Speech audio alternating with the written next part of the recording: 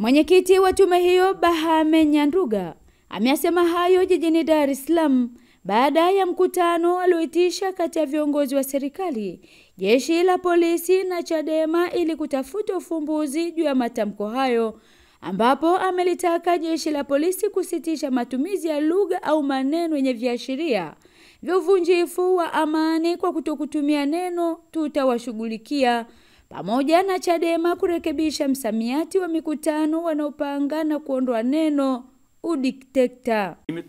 Tume inaonya, na hili nimelizungumza kwa wadau waliokuwepo, kwamba lugha ya kushughulikiana, na nimelisema kwenye taarifa yangu, sio lugha ya kisheria, sio lugha inayoendana na demokrasia, sio lugha inayoendana na misingi ya utawala bora na misingi ya haki za binadamu. Kwa sababu maana ya kushughulikia ni nini? Tafuteni tafsiri kwenye kushughulikia kwenye Kiswahili, alafu tutakubaliana, je, hili ndio tunalozungumzia katika utawala wa sheria?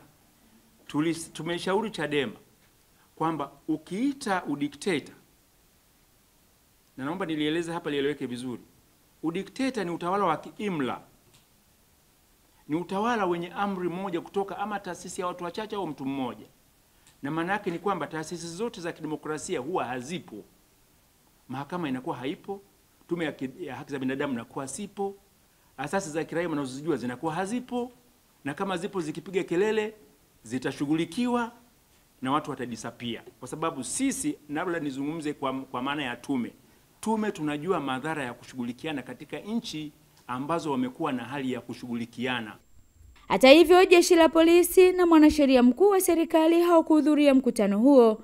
Badala yake ulihudhuriwa na msajili wa vyama vya siasa Jaji Francis Mutungi, katibu mkuu wa Chadema Vincent Mashinji na Daniel Loya, mkurugenzi wa taasisi ya demokrasia nchini TCD, ambapo akijibu maswali ya waandishi wa habari waliotaka ufafanuzi juu walichokijadili, Nyanduga amesema wajumbe wote waliohudhuria kikao hicho walikubaliana kuhusu umuhimu wa kudumisha amani nchini na umuhimu wa kuwepo majadiliano katika kutafuta maafikiano ya tofauti zozote kila mara zinapojitokeza, na walipendekeza umuhimu wa kuendelea na majadiliano yaliyoanzishwa na tume.